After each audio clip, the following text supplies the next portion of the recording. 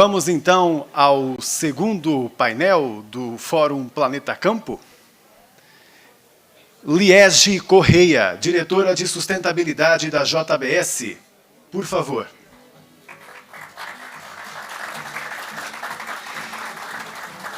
Carlos Saviani, líder global de sustentabilidade da DSM. Caio Penido, presidente do IMAC, o Instituto Mato Grossense da Carne.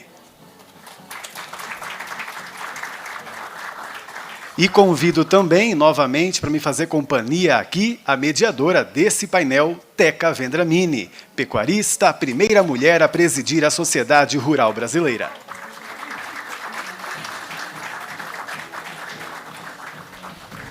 Se algum de vocês precisar passar lâminas, eu tenho aqui o controle, ok?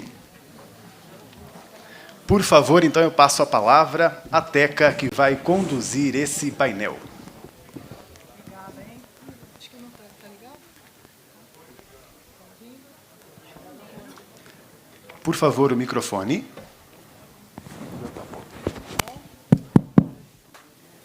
Peraí. Bom dia, agora sim. Bom dia, gente. Olha, obrigada, meus amigos que estão aqui comigo hoje, para a gente falar de sustentabilidade, né, falar do nosso caminho, falar do que a gente está fazendo. E, Carlos, eu queria te falar que a Liege é minha grande amiga. Eu nunca vejo a Liege, nunca encontro, é sempre tudo corrido, mas ela é uma amigona. E o Caio, que está aqui comigo também, você vai ser também, vai ficar. Já vou te avisar aqui que a gente está se conhecendo aqui hoje. É isso aí. Gente, eu acho que o nosso painel, falar de pecuária sustentável, na prática, como que é isso nesse Brasil, como é que a gente está desenvolvendo isso, como que nós estamos trabalhando isso daí, né? E eu vou pedir para cada um de vocês falar 10 minutos, né, do que vocês trouxeram para cá. E quem que quer começar? Aí, não sei se é Liege, pode ser, Liege? Você? Pode ser. Beleza? Bom dia. Bom dia a todas e todos aqui presentes. Obrigada. Teca, tá me ouvindo? Tá bem? Está sem som. Eu estou me ouvindo, acho que tá. Beleza. Bom dia. Acho que eu falei aqui para o Caio e para o Carlos e para a Teca que é quase uma ação entre amigos aqui, né? Todo mundo junto. Bom, eu represento a JBS, eu estou à frente da sustentabilidade da Friboi, que é a divisão de pecuária da JBS. E é muito bom participar porque a gente está onde a gente pode fazer diferença, onde a gente pode, de fato, atuar na prática, né? Acho que os painéis anteriores aqui deram um grande cenário para a gente do que vai ser o nosso futuro. E o futuro de todos nós aqui depende justamente das soluções que a pecuária vem trazer nos próximos anos, e a JBS, a Friboi, fazem parte dela. Dentro da JBS, no que tange a pecuária, a gente tem trabalhado e atuado fortemente em relação à regularização dos produtores rurais. A gente entende que o caminho para a sustentabilidade é um caminho de inclusão. Nesses últimos anos, desde que o Código vem sendo atribuído e na tentativa de implementar o Código Florestal, muitos produtores deixaram de participar da cadeia de fornecimento, não só da JBS, mas de outras empresas também no Brasil. Então, com isso, a gente entendeu que não bastava bloquear esses fornecedores, não bastava excluí-los da produção. Então, uma das iniciativas da JBS nos últimos anos, nós criamos 15 escritórios verdes físicos nas nossas plantas, dentro da nossa cadeia de fornecimento, espalhados pelo Brasil, com o objetivo de trabalhar na regularização socioambiental e também em auxiliá-los na questão fundiária. Acho que é um tema também que a gente aborda pouco, né? A gente tem o Cadastro Ambiental Rural, que é o documento que a gente utiliza para monitorar a nossa cadeia de fornecimento. No entanto, a gente sabe que a titularidade da terra também é um tema que a gente precisa avançar. Às vezes, a gente fica focado só no cadastro, mas tem mais um passo, que é a titularidade da terra desse produtor. Então, a gente vê uma dificuldade, por exemplo, na questão de florestas públicas, terras não destinadas. É um assunto que a gente aborda pouco, mas muitas propriedades rurais ainda estão sem essa adequação ambiental e fundiária. Então, a JBS criou aí esses 15 escritórios verdes, 100% da nossa cadeia de fornecimento está contemplada e atendida por esses escritórios. É uma atividade gratuita. A gente atende não só os nossos fornecedores, mas também fornecedores que não atuam com a JBS, ou mesmo que são fornecedores dos nossos fornecedores. Então, quando a gente olha para a pecuária, também o desafio é grande. A gente trabalha com boi gordo, mas a gente sabe que tem todo o ciclo da pecuária, do bezerro, do boi magro, a cria, a recria, a engorda. Então, a gente tem esse desafio de avançar também nos demais elos da cadeia de fornecimento, não ficando só nesse último elo, que é o nosso fornecedor direto, que há 10 anos a gente já monitora, já atua e já trabalha junto a esses produtores. Então, nesses últimos 2 anos, a JBS vem trabalhando mais fortemente, avançando com ferramentas que surgiram agora para a gente monitorar os nossos fornecedores, dos nossos fornecedores, né? Então, outra ação que a JBS, concomitante aos escritórios verdes, trouxe foi a plataforma Pecuária Transparente. A gente lançamos como uma plataforma para o setor, não só para a JBS. Então, é uma plataforma na qual não só a JBS, mas outros frigoríficos, o setor produtivo, empresas de insumos, parceiras e o produtor rural têm condição de avaliar a sua situação do ponto de vista do compliance socioambiental e também olhar como estão os seus fornecedores, né? Como eu falei, o fornecedor de bezerro, o fornecedor de boi magro, também poder olhar através dessa plataforma. Quem não conhece ainda, recomendo que entre, é plataformapecuariatransparente.org. Como eu disse, foi uma ação, uma iniciativa da JBS, mas doando para o setor essa possibilidade de verificação. E, como eu falei, eu acho que é uma atuação conjunta, é uma verificação e, ao mesmo tempo, você identifica o problema, mas você tem condição de fazer uma regularização socioambiental através dos escritórios verdes. Também uma ferramenta oferecida gratuitamente para o setor. Então, acho que o painel aqui, o objetivo é a gente falar um pouco do que está acontecendo na prática. Eu estou aqui para dar um depoimento em relação à JBS, mas como empresa do setor, como uma empresa que atua no setor de pecuária, a gente está trabalhando para o setor, não está trabalhando só para a empresa. A gente costuma dizer também na sustentabilidade, é uma área pré-competitiva.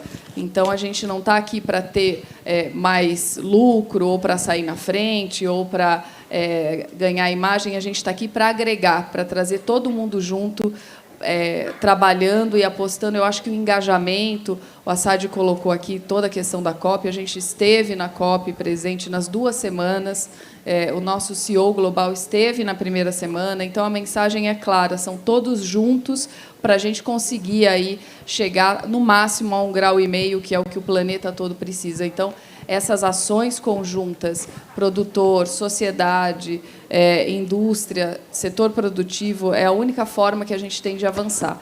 Então, a gente muda de uma forma excludente e passa a atuar de uma forma inclusiva. A gente tem que entender o que está acontecendo no campo. O Caio está aqui e tem questões também que a gente sabe nas propriedades e vê a dificuldade que é fazer uma regulamentação, uma implementação de um PRADA, que a gente tanto fala aqui. Então, a JBS vem atuando, de fato, no que está acontecendo no campo, de mãos dadas com o produtor rural, com a sociedade, ouvindo as críticas e adaptando à medida que a gente recebe condições tecnológicas, ferramentas que a gente pode monitorar o setor e ajudar a avançar na regulamentação. Obrigado, Liege. Achei super importante, né, quando você fala de pessoas, né, vamos conversar um pouco depois, né, do JBS com as pessoas, mas uma coisa muito importante que você falou é da nossa regularização fundiária. Né, a importância da regularização fundiária para o Brasil é um tema que eu tenho acompanhado bastante. Né, nós já caminhamos, sempre falo aí do nosso novo presidente do INCRA, que está fazendo um trabalho muito grande, mas tem um Brasil para andar ainda, né? Tem um Brasil ainda para caminhar nesse quesito. Carlos, está com você, tá bom? Por favor. Obrigado. Estão todos me ouvindo? Bom dia a todos. Prazer muito grande estar aqui. Obrigado pelo convite.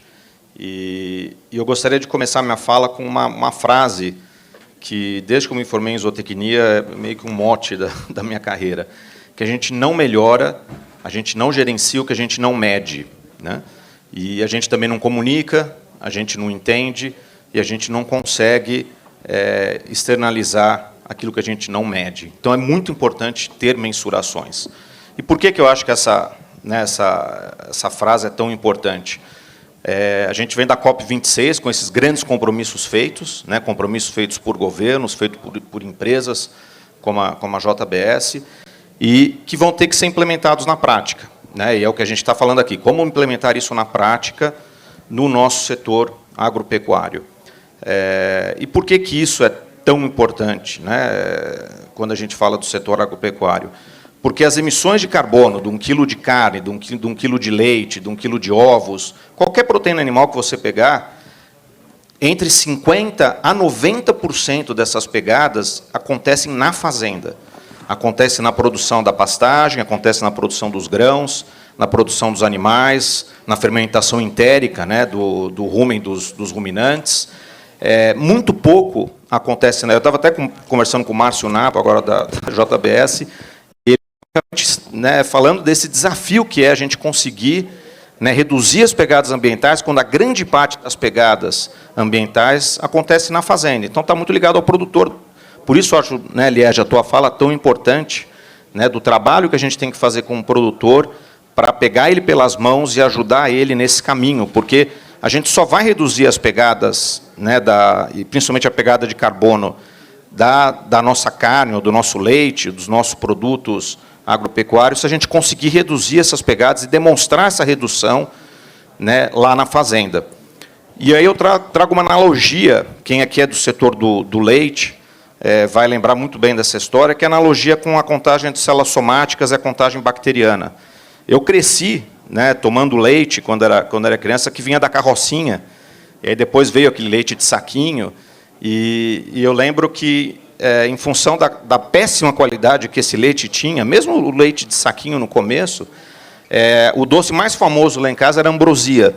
Lembra disso? Por quê? Porque cada 2 vezes que você fervia o leite, porque tinha que ferver, né, você não podia confiar na qualidade do leite, uma das vezes ele coalhava, né? E qual é essa realidade hoje? Né? Olha só o que a indústria leiteira fez nesses últimos 30, 40 anos. A indústria leiteira transformou, né, a qualidade do leite, né, conseguiu dar um salto, uma reviravolta tremenda.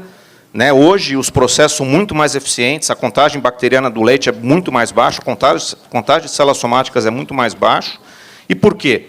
Porque ela deu a mão ao produtor e ajudou, né, o produtor a primeiro mensurar esses índices. Né? Não se mensurava nada, né, não se tinha métricas, principalmente no nível de fazenda, para qualidade do leite. Hoje, essas métricas são adotadas, corrija se eu estiver errado, mas por quase todos os produtores que fazem parte do sistema formal. Né? E essas métricas são desenvolvidas juntamente com a indústria, e uma vez que a métrica foi criada, uma vez que isso começou a ser mensurado, se criou uma indústria em volta da qualidade do leite, da qual eu fiz parte. Eu trabalhei muitos anos para o setor de saúde animal, e são investidos milhões de dólares no desenvolvimento de produtos para você reduzir a célula somática, para você reduzir a contagem bacteriana no leite. Foram investidos milhões, né, em novas práticas. Existe um setor todo veterinário por trás disso. O setor produtivo se, né, uniu em torno da redução dessas métricas. Por quê? Porque elas passaram a ser medidas e a indústria deu uma sinalização clara de que elas eram importantes e de que elas tinham que ser reduzidas. Né? E essa sinalização veio como? Veio através não só da mensuração, mas também de uma sinalização econômica para o produtor. Né? De uma forma bem simples, bem didática, né? sem muita complicação. E hoje o produtor recebe, ele tem parte da remuneração dele vindo dessa qualidade do leite. né? Então, será que a gente não pode aprender alguma coisa, né, com esse processo que já foi feito? Fizemos aqui no Brasil, funcionou, está sendo implementado, né, os produtores estão utilizando. E aí eu trago isso para a nossa discussão, né, da pegada do carbono. Será que a gente não precisa começar primeiro mensurando? Eu gostei muito da fala do Haddad, né, porque ele trouxe números, né, ele mostrou que, quando a gente fala em pegada de carbono, a gente está falando de números com uma variação enorme. Você tem dados da FAO que trazem a média global das emissões de carbono, por exemplo, na pecuária bovina, de cerca de 50 quilos de carbono por quilo de carne produzida. Existem dados na literatura mostrando produtores com até 700 quilos de carbono por quilo de carne produzida.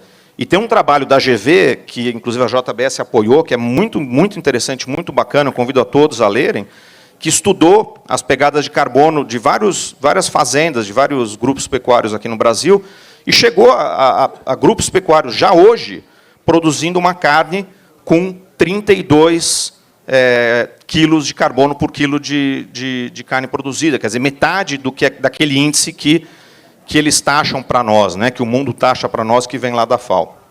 E por que é tão importante a gente mensurar esses números, né, e ter controle sobre esses números? Porque é só mensurando que a gente vai entender de onde essas emissões vêm, o quanto que vem do pasto, o quanto vem da ração, o quanto vem da ruminação dos animais, e aí a gente vai, então, conseguir, né, tomar ações, fazenda a fazenda, para a gente conseguir reduzir essas emissões.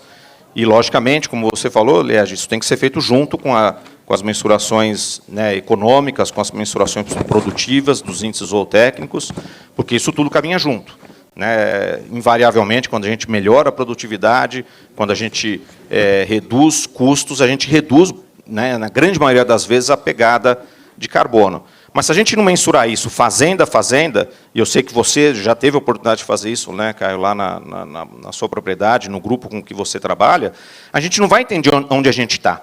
E a gente não vai poder comunicar isso. E aí o que acontece? Se você não comunica, alguém vai comunicar por você, né?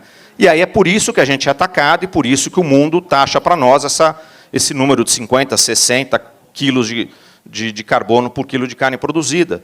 Mas se a gente mensurar a nossa pegada e começar a comunicar a nossa pegada de carbono, fazenda a fazenda, e começar a mostrar que não só a gente tem uma pegada baixa, mas que essa pegada pode ser reduzida, a gente não vai ganhar confiança, né, dos mercados. Então, acho que esse é um trabalho fundamental, é um trabalho que a gente todos temos que se unir para tentar fazer, em relação à pegada ambiental, principalmente a pegada de carbono, o que o setor do leite fez com as células somáticas e com a contagem bacteriana. Eu acho que é possível, existem tecnologias para isso, existem metodologias, o Haddad estava contando sobre isso, eu acho que existe já uma série de regras que são aceitas pelo mundo inteiro em como calcular essas pegadas ambientais. Dá para fazer isso com dados da fazenda, né? Então tem como você ter calculadoras e desenvolver serviços que mensurem essa pegada de carbono fazenda a fazenda, a partir dos dados da fazenda. Tem aí uma parte científica e metodológica que tem que ser desenvolvida, principalmente em relação ao carbono que é capturado pelo solo, pelas gramíneas e pelas florestas, principalmente nesses sistemas de integração. Isso ainda não é uma questão 100% resolvida, né? Isso ainda tem muita discussão científica para acontecer e muita aceitação internacional, né? E a própria questão do desmatamento, né? Hoje, eu trabalho muito com essa questão da sustentabilidade na DSM, e hoje, na Europa, Estados Unidos e vários países ao redor do mundo, a gente usa a metodologia, né, do cálculo de pegadas ambientais, que se chama análise do ciclo de vida, e tem uma metodologia por trás disso, que é ditada pelo IPCC, tem guias da FAO, tem guias do ISO 14040 e 44, e, infelizmente, quando você não tem a origem clara da produção sua de carne ou de soja, em países que têm alto risco de desmatamento, você é obrigado a incluir na conta o LUC, que se chama, né, em inglês, o Land Use Change, que é a mudança do uso da terra, que carrega a pegada de carbono, às vezes, em mais de 40%, 50% por quilo de carne ou por quilo de soja, de farelo de soja, só pelo fato desses produtos virem de uma região com risco de desmatamento, como é o Brasil.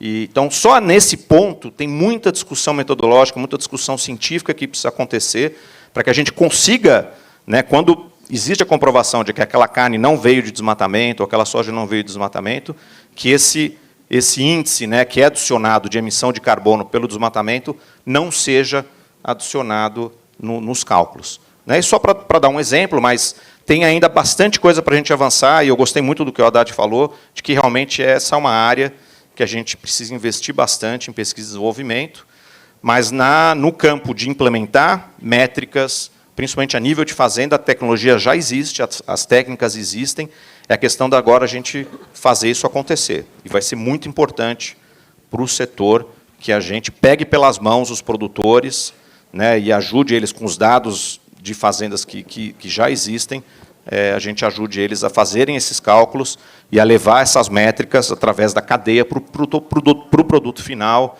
e para as métricas que são reportadas pelas empresas do setor, como a JBS. Perfeito, Carlos. Carlos, acho que, mais uma vez, né, a Liege falou de pessoas, você também. Né? Quando você falou um pouco da evolução do leite, que acho super importante, pesquisa, ciência, né? É disso que você está falando. E outra coisa que você falou, quando você fez alusão, falou do leite, qualidade do alimento, que é isso que nós estamos caminhando aqui. Né? E hoje, com certeza, né, com essa cobrança que o produtor rural tem, eu gosto de falar que nós estamos prontos para caminhar, com o problema do carbono, como é que nós vamos caminhar nisso daqui? Né? E aí, Carlos, eu tenho uma frase que eu estava lembrando enquanto você falava, eu escutei esses dias, né, do nosso sempre ministro Alisson Paulinelli. Ontem eu falei essa frase, vou falar aqui de novo, que ele falou assim, toda essa evolução que o agronegócio teve, e o Carlos fez, né, você fala de mensurar, né, muito, né, nós temos, os produtores têm que mensurar, né, o que está acontecendo dentro da fazenda dele. Essa é uma evolução, que antes não se pensava nisso. E o nosso ministro Alisson, ele fala assim, o produtor concordou em realizar mudanças. Em toda essa trajetória, desde a década de 70 até aqui, né, que a gente trabalhou, Revolução Verde e tal. Então, eu acho que aqui no centro dessa discussão estão as pessoas, estão os produtores. E o produtor, quando você fala, nós temos que pegar esse produtor, nós temos que trazer ele para... Né, você falou isso, para essa discussão, para esse momento que a gente está. E eu gosto de lembrar do ministro, né, que o produtor concordou e ele vai concordar. Nós vamos caminhar juntos, se Deus quiser, mas nesse período, nessa fase que a gente vai viver agora. Olha, e agora o Caio, meu amigo, está com você. Vou passar. Está aí? Beleza. Bom dia a todos. Prazer estar aqui. Muito bom estar presencialmente, né? Que dentro do possível. Vamos ver até quando, né? Vai poder ser presencial de novo. Nem sei por onde começar, na verdade. É tanta coisa, né, gente? É tanta coisa, né? Falou do Alisson Paulinelli, já me veio... Vamos começar pelo final, né? Ele tem uma frase dele, quem não faz, recebe feito, né? Quem não participa do debate, recebe pronto, né? E daí você tem que ficar correndo atrás, né? Então, acho que é isso um pouco que eu tive na COP agora, né, pelo IMAC, Instituto Mato Grossense da Carne, dentro da missão de Mato Grosso. Então, eu tive uma experiência bem bacana, né? Eu sou produtor rural no Mato Grosso, no Vale do Araguaia, no município de Cocalinho e Querência. Então, nossas fazendas aí estão num modelo já bem bacana de intensificação, de até balanço auditado de carbono, né? Então, estamos nessa agenda do carbono há muito tempo. Temos um movimento de desenvolvimento regional junto com outros produtores no Araguaia, a Liga do Araguaia. Participo do GTPS, hoje estou na vice-presidência, todos aqui fazem parte do GTPS, então, puxando um pouco essa questão da importância da gente estar no diálogo, né? E foi uma coisa que eu aprendi na COP, a diplomacia climática. Tive uma aula de diplomacia climática, né? Que tem a ver com isso, com quem não participa, né, recebe pronto, né? Que é um conselho do Paulinelli, que, para mim, eu trouxe para a minha vida. Acho que o que o Assad falou, né, da gente ter entrado de joelhos e ter saído de pé, acho que é um pouco esse aprendizado da diplomacia climática, né? A gente, como um país, né, que é a maior biodiversidade do planeta, que tem uma agropecuária toda tropical, que tem milhões de caminhos, temos biodiversidade e temos um plano para ela, que é o Código Florestal.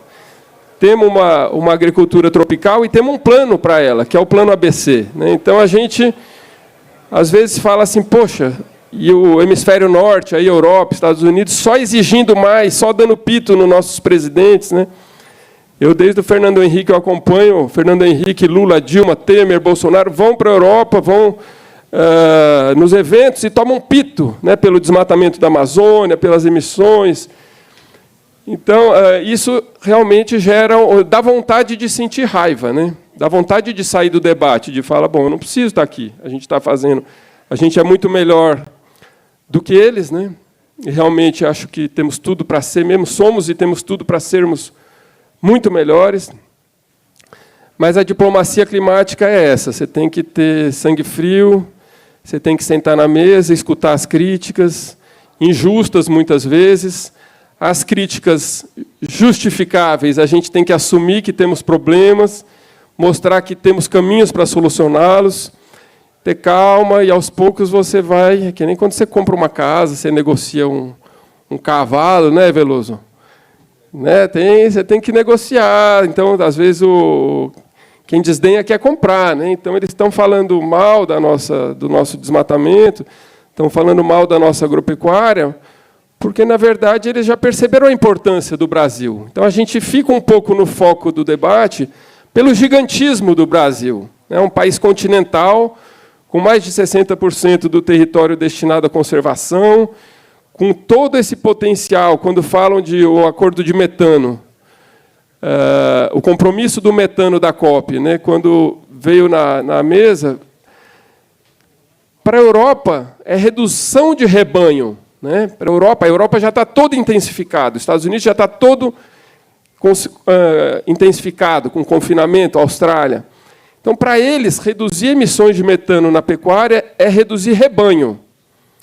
Para o Brasil, é reduzir idade de abate. Né? Olha que maravilha. Então, o que eu via como conflito, que às vezes quer polarizar a gente, eu estou enxergando como vida, como característica, como indicador de vida do Brasil. Então, tem conflito porque a gente tem floresta. Né?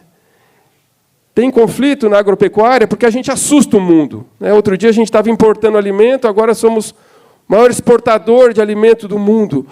Como que os Estados Unidos reage a isso? Como que a Europa? A gente entrando dentro do mercado europeu. Na Ásia, a gente disputando o mercado da carne com a Austrália, com os Estados Unidos. A gente quer roubar deles um pouco desse mercado de carne gourmet. Não queremos mandar só carne de segunda. A gente não quer mais ser um país de segunda categoria. E a gente quer fazer isso com biodiversidade, né? Com uma agropecuária de baixas emissões de gás do efeito estufa.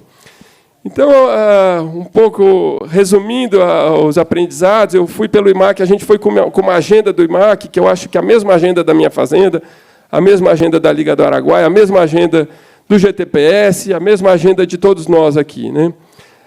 Um gargalo forte, regularização ambiental. Né? Então, temos que solucionar isso, pelo amor de Deus. Né?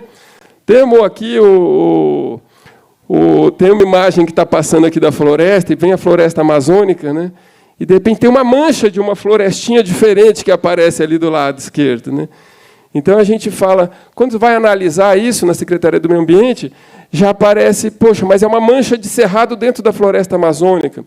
Isso gera um problema? É 80% de conservação ou é 35%? Então, assim, mais uma vez, um conflito que mostra um indicador de vida. Né? É tão difícil interpretar a biodiversidade que a gente se atrapalha. A Secretaria do Meio Ambiente tem dificuldade, o mapa tem dificuldade, é um desafio que a gente tem que superar. Mas é um indicador de vida. Né? Então, o IMAC está ajudando a Secretaria, tentando resolver problemas, uma base cartográfica única para o Estado. Então, as outras associações aí das outras culturas, a ProSoja, AMPA, a CIPEM e IMAC, junto com a Crimate, aí, pagando uma base cartográfica única para o analista da SEMA ver a mesma base do técnico, da fazenda, do próprio fazendeiro, do advogado. Então, assim, são problemas que a gente percebeu que podem ser solucionados e a gente está ajudando, né? Na questão dos gases de efeito estufa, o IMAC tem um programa também de intensificação e melhora no balanço de carbono, que também acho que é uma agenda de todos aqui. A SAD já falou muito bem com o Fernando. Então, quer dizer, no Mato Grosso, praticamente metade das pastagens estão com algum estágio de degradação. Então, são quase 5 milhões de hectares. Mais uma vez, é uma oportunidade, né? A gente pode reduzir emissões de metano e de carbono, reduzindo a idade de abate, e a gente ainda pode sequestrar carbono da atmosfera e colocar no pasto, né? Se a gente quiser melhorar mais, você faz um sistema rotacionado de pastagem, você melhora a eficiência ainda tanto da nutrição do rebanho quanto da fixação de carbono no solo. Você pode integrar com lavoura, você diversifica ainda suas atividades e fixa mais carbono no solo, enriquece mais o solo. E você pode ainda entrar com a floresta. A floresta é um caso à parte, né, que a gente precisa ter mercado para essa madeira, né? Eu acho que dentre os estímulos que o governo precisa dar, né, precisa aumentar o plano ABC, estimular aí a redução da idade de abate com legislação, estimular a integração com a lavoura, e criar mercado para madeira, né? Porque no Mato Grosso mesmo a gente não tem mercado para madeira como o Mato Grosso do Sul tem. Então, se criar mercado para essa madeira, um mercado que mobilize essa madeira, seja para móvel, seja para construção civil, seja como for, ajuda a acelerar esse processo de neutralização das emissões. Na parte de rastreabilidade, o IMAC também tem um trabalho junto às indústrias frigoríficas aí de rastreabilidade dos abates. Teve uma auditoria do Ministério Público Federal no Mato Grosso. 90% dos abates já são verificados, então a gente quer chegar em 100%. Temos a questão do indireto, que é um assunto que veio forte na COP, mas enquanto a gente não tiver uma regularização ambiental rápida, uma regularização fundiária rápida, enquanto a gente não conseguir trazer o produtor para esse diálogo, e ele está de acordo com essa rastreabilidade do indireto, uma preocupação grande com os pequenos, né? Os grandes, os médios já estão se regularizando, já estão fazendo a rastreabilidade das suas compras, mas os pequenos, que são grandes produtores de bezerros, têm muita dificuldade em se regularizar. Então, um assunto complicado. Mas o IMAC está encarando, junto com o Brasil, acho que com todos os elos da cadeia. Mas a percepção, finalizando aqui, que eu tive forte, dentro do tripé da sustentabilidade, o Brasil está muito bem na parte ambiental, somos a maior biodiversidade, então a gente é o campeão nesse quesito, nesse pilar da sustentabilidade. O econômico associado ao agro é um agro rico, pujante, que está avançando mesmo em pandemia. Estamos bem também. Agora, o social, a gente está mal. Eu acho que esse é o principal problema aí do Brasil. Temos que ter um olhar para os mais vulneráveis, criar mais oportunidades, tanto no agro, tanto na floresta amazônica, quanto nas cidades. E percebi que a Europa, né, que no tripé da sustentabilidade, eles estão muito bem no social, muito mal no ambiental e muito bem no econômico. Então, quer dizer, com a riqueza econômica, eles conseguiram resolver o problema social. Mas a que custo que foi conquistada essa riqueza econômica, né? Uma riqueza adquirida com revolução industrial, com emissões de gás do efeito estufa, com colonização de terras aí que estavam no estágio de evolução primitivo, que estavam ainda num processo de descobrir modelos de ocupação mais integrados à natureza. Então, eu acho que a gente tem que pensar numa forma de transferir um pouco dessa riqueza do hemisfério norte, adquirida de forma questionável, para países em desenvolvimento como o Brasil. Isso a gente viu muito na COP. Eles querem muito, mas não querem pagar pelo desenvolvimento sustentável de países como o Brasil. Então, eu acredito que o mecanismo de pagamento por serviço ambiental, o mercado mundial de carbono, o mercado mundial de serviços ambientais, pode ser uma solução para a gente reequilibrar um pouco essa economia mundial, que eu fiquei com uma sensação que essa riqueza europeia de alguns países é uma bolha, é fake. Nós somos ricos. O Brasil é rico. É isso. Legal, Caio. Muito bacana. Eu vou passar aqui, mas antes eu queria te falar que você me ensinou uma coisa, sinceramente, que eu não sabia. Diplomacia climática. Nossa, eu adorei isso, porque eu acho que nós estamos num momento aqui, eu sei que meus companheiros aqui, meus amigos, nós estamos tendo que ter uma diplomacia em tudo nessa vida. Então, na climática também. Nesse mundo que nós estamos vivendo. Pós-pandemia, não, né? Nós estamos aqui, não sei se no fim da pandemia ou no fim para onde é que a gente vai, mas tem uma palavra que a gente está precisando no dia a dia, com essa polarização toda, que é diplomacia, até a climática. Isso aí, Caio, valeu. Mas foi uma grande fala sua. Estou passando aqui. Teca, obrigado. Que chegou pergunta, aliás, um comentário do nosso público. Vocês também podem participar, vocês de casa também podem participar pelo nosso WhatsApp, que é o 11 94 379 7041. O comentário é do Paulo de Tarso. Ele é o presidente do Conselho Estadual dos Recursos Hídricos do Rio de Janeiro. Ele comenta que no Comitê Guandu, né, da Bacia Hidrográfica do Guandu, o pagamento por serviço ambiental já existe há alguns anos e que eles intencionam implementar projetos de crédito de carbono. Provavelmente ele está falando aqui de um mercado voluntário, né, que também provavelmente vai continuar existindo quando o mercado de carbono oficial for implementado no Brasil. E tem chegado mais perguntas aqui, mas Teca pode continuar daqui a pouquinho. Eu posso também já passar para os nossos painelistas. Nós temos, acho que 15 minutos, né? Então, eu vou passar aqui para a Liege, depois para o Carlos e para o Caio. Eu acho que nós estamos chegando aí no final, uma fala de cada um. Gente, pecuária sustentável, cada um falou um pouquinho. Pós-COP26, o que eu quero dizer com pós-COP26? Acho que nos trouxe mais esse compromisso, certo? Nos trouxe mais.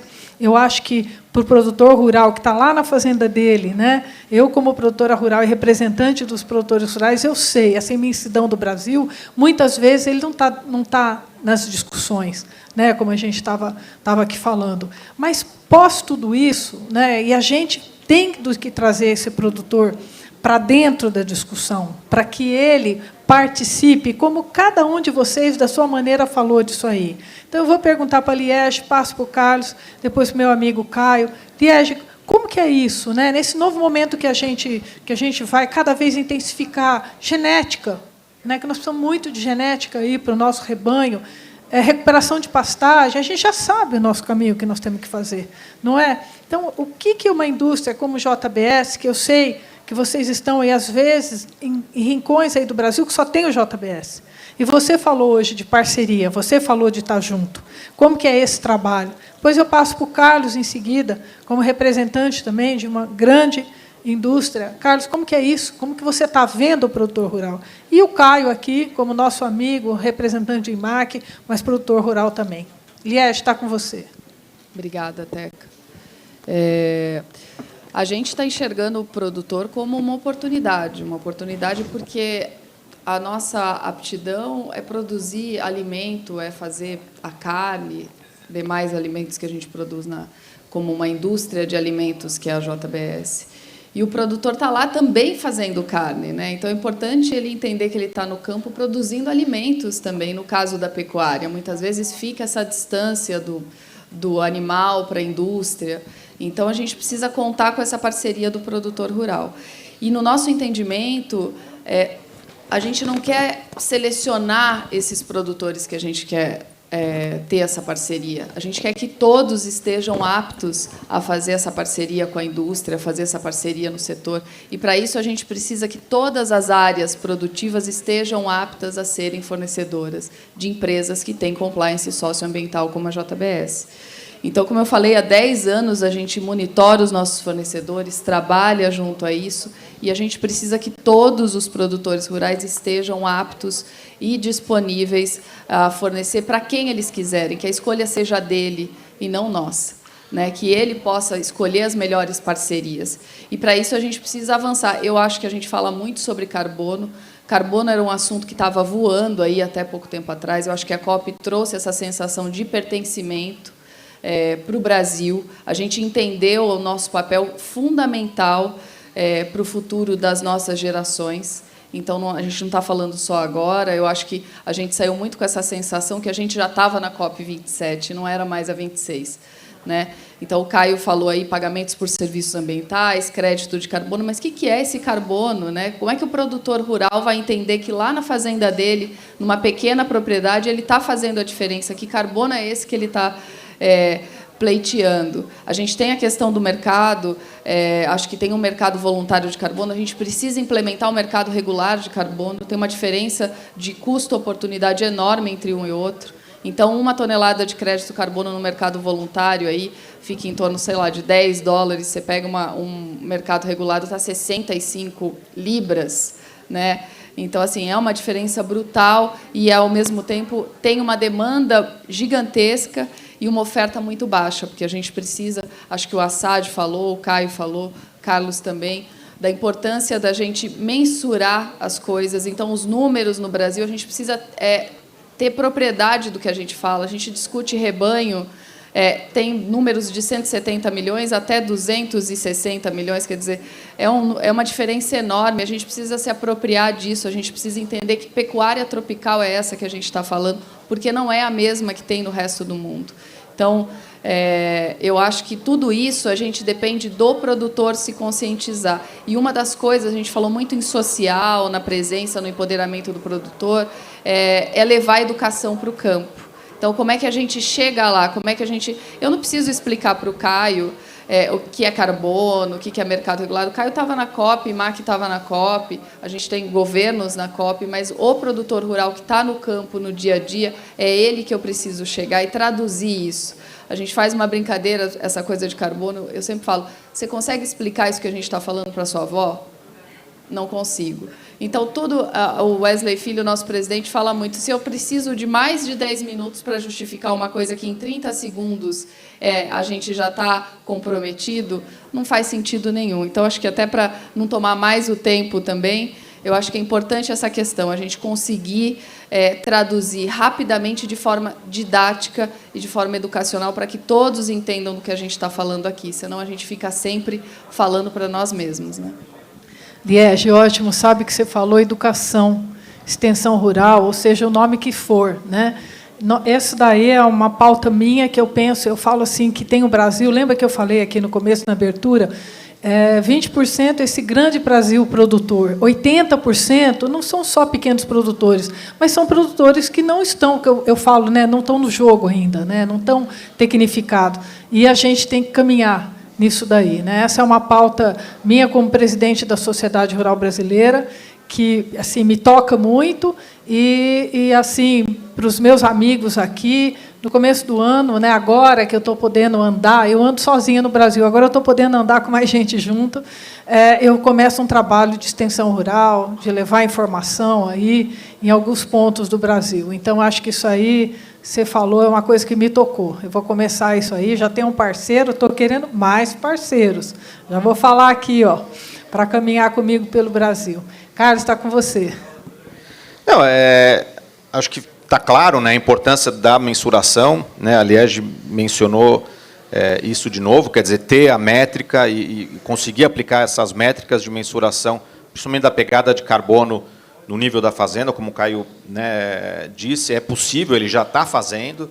Né, como é que a gente consegue levar isso para o produtor, através de extensão, de apoio, ou mesmo, né, capturando os dados da fazenda e calculando, fazendo esse cálculo para ele.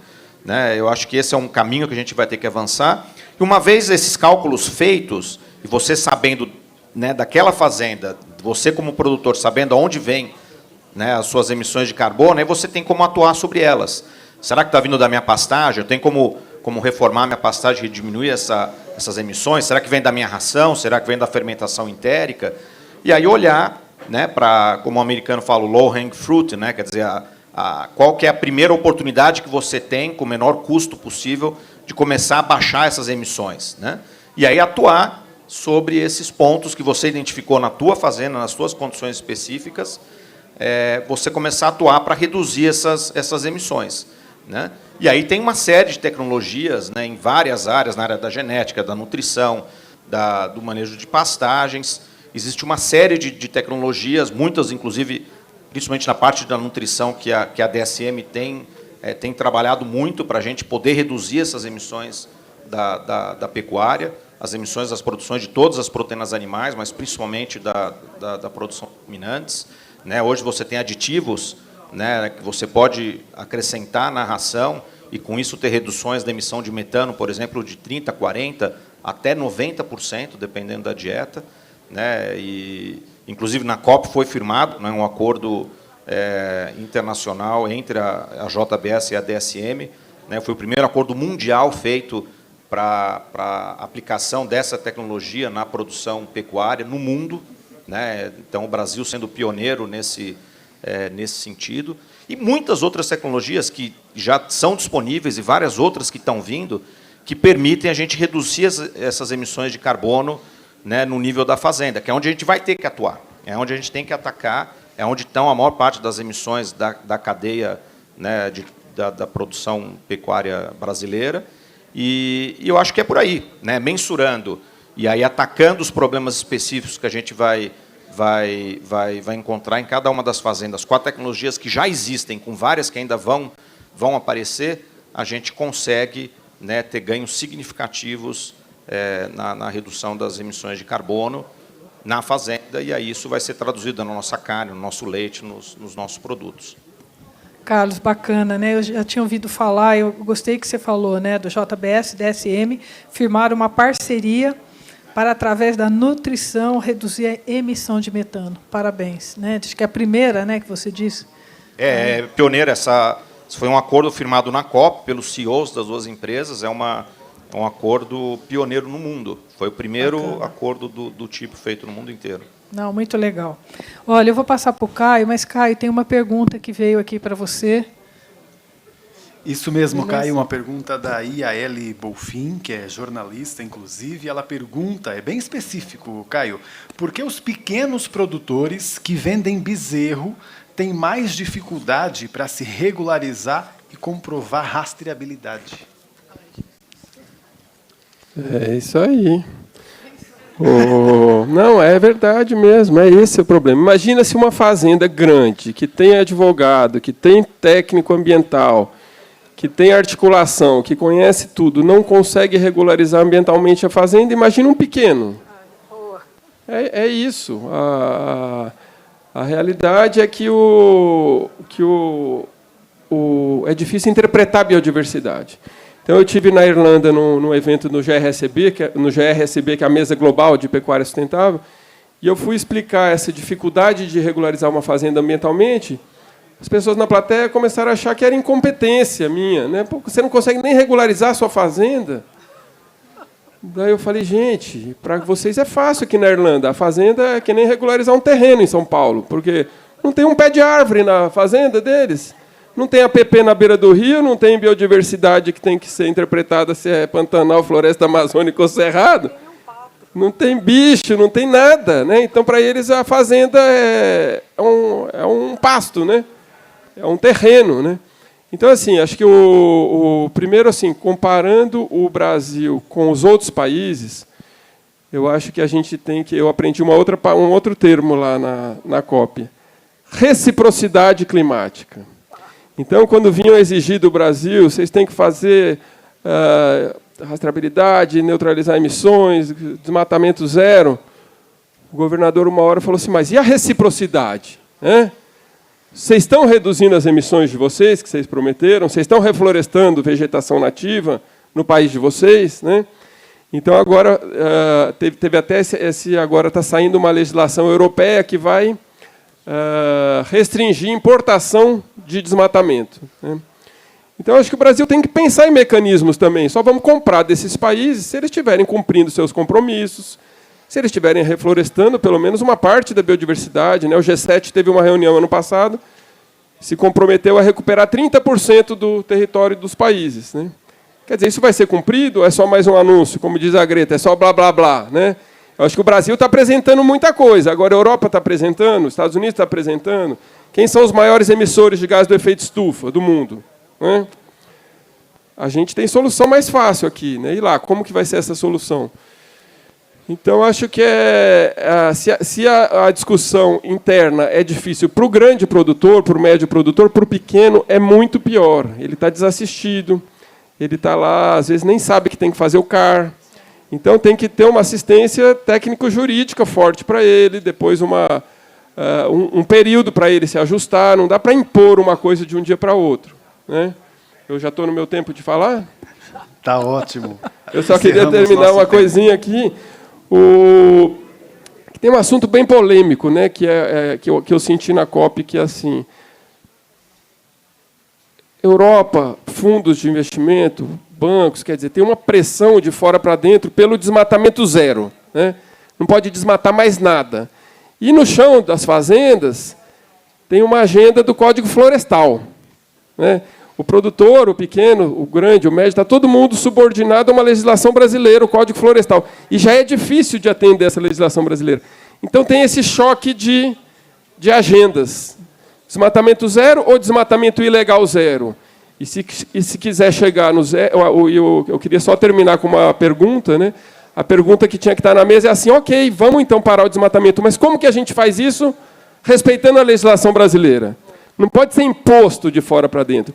Tem que botar os fundos internacionais, os investidores de impacto, para pensar assim: como que eu vou diminuir desmatamento respeitando o Brasil e seu Código Florestal aprovado em Congresso Nacional, com debate de toda a sociedade, e respeitando o produtor rural brasileiro?